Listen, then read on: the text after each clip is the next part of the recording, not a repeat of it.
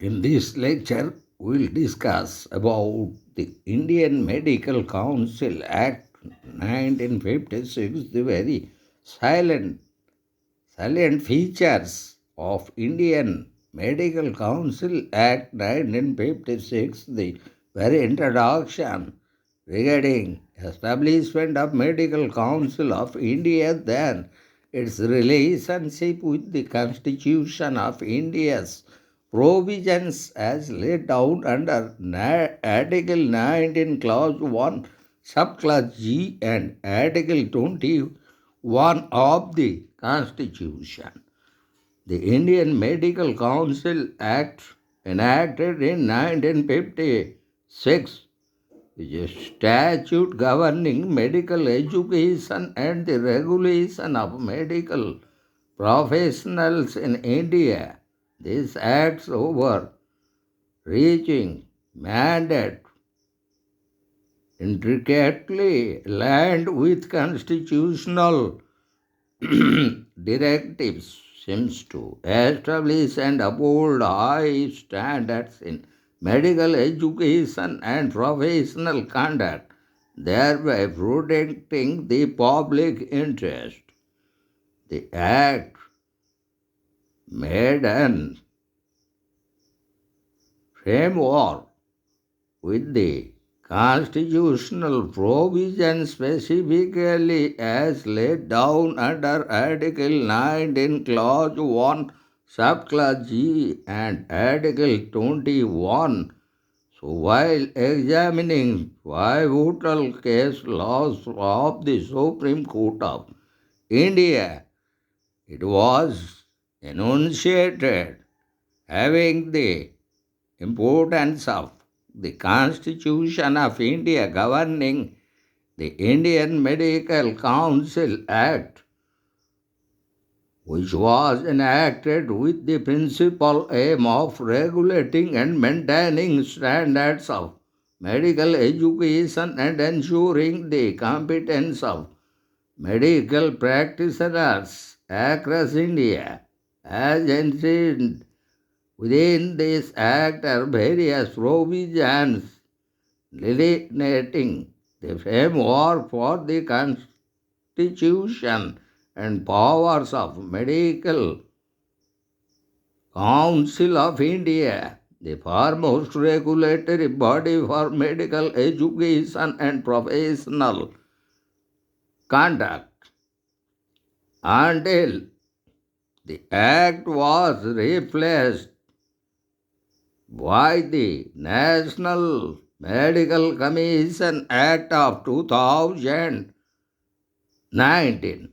The Act, however, continues to hold significance as it laid the groundwork for the standardization of medical practice, the recognition of medical qualifications, and the oversight of medical professionals in consonance with constitutional mechanisms. And the very important provisions of the Constitution, which are correlated with the Indian Medical Council Act, in particularly Article 19, Clause 1, Subclause G, which provides for the right to practice any profession or to carry on any occupation, trade, or business. However, this freedom is not absolute, as under Article 19, Clause 6 of the fundamental rights relating to right to freedoms permits the state to impose reasonable restrictions on this right, particularly when public health or safety is concerned. The Act thus regulates the medical profession under this constitutional framework, thereby balancing individual freedoms with the welfare of the society, while Article 21 of the Fundamental Rights guaranteeing right to life and personal liberty, which has been expansively interpreted by the Supreme Court to include the right to health and medical care by ensuring quality standards in medical education and practice. The Act indirectly safeguards citizens' right to health. So, now we would like to discuss the very constitution and functions of the Medical Council of India. So, it is provided as under Section 3. So, also under Section 10 and Section 21 of the Act, beside under Section 17 and Section 33 of the Act. So, regarding the very constitution and functions of the Medical Council of India, as for the provisions under Section 3, the Act established the Medical Council of India as an autonomous statutory body responsible for maintaining uniform standards of medical education in the country, which specifies the constitution of the council, which includes representatives from various states, the medical faculties of recognized universities, and nominees from the central government. Medical Council of India's responsibilities include recognition of medical qualifications, accreditation of medical colleges, and registration of medical practitioners. And as regarding recognition of medical qualifications as provided under Section 10 of the Act, which provides for the recognition of medical qualifications granted by universities or medical institutions in India. Furthermore, it allows the recognition of qualifications from foreign institutions provided they meet prescribed standards by creating a standardized criterion for qualification. The Act prevents discrepancies in the competence of practitioners, thus fostering uniformity across the medical professions. And as well, Section 21, which provides standardization of medical education, so also maintenance of the Indian Medical Register. So, in particularly as provided under Section 21 regarding maintenance of the Indian Medical Register, as provided, it mandates the maintenance of a comprehensive Indian medical register which includes details of all qualified practitioners. Registration with the Indian Medical Register is essential for a practitioner to legally practice medicine in India. This provision functions as a safeguard, ensuring that any qualified individuals only are allowed to treat patients. Then, under Section 33, regulation of professional conduct are laid down through the Act, grants power to Medical Council of India to prescribe a code of ethics for registered practitioners. It enables the Council to take disciplinary action against practitioners who violate prescribed standards. Notably, that is provided under Section 33. Then, regarding standardization of medical education, as provided under the Indian Medical Council Act 1956, which is a central feature of the Act regarding medical education across India. The Council has authority to oversee the curricula, syllabi, academic standards of medical colleges. So, further, inspection of medical institutions as provided under Section 17 of the Indian Medical Council Act 1956. So, it empowers the Council to inspect medical institutions to verify compliance with prescribed standards. Institutions failing to meet these criteria may lose their recognition, ensuring that only those providing quality education are accredited. This inspection mechanism helps maintain a high standard of medical education across the country. And another important role or function of the Medical Council of India is its advisory role to the central government. So the Act authorizes the Council to advise the central government on matters related to medical education and training. This consultative function allows for the alignment of medical education policy with national health objectives, ensuring that the medical profession contributes to the broader goal of public health. And in connection to Indian Medical Council Act 1956, we would like to discuss certain important landmark judgments, in particularly the first such judgment delivered by the Supreme Court in 1998 regarding Dr. Mukhtiar Chand versus State of Punjab, where exactly the Supreme Court addressed the legality of practitioners of different systems of medicine such as Ayurveda and homeopathy, practicing allopathy medicine.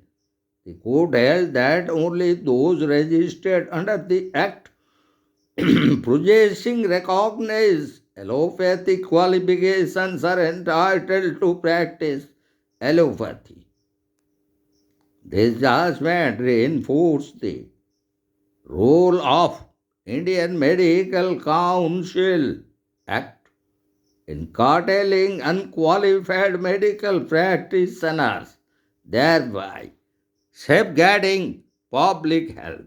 And the second most important leading case that we would like to discuss is Medical Council of India versus State of Karnataka, decided in 1998 by the Supreme Court, where Supreme Court upheld the Medical Council of India's regulatory authority over medical colleges in India.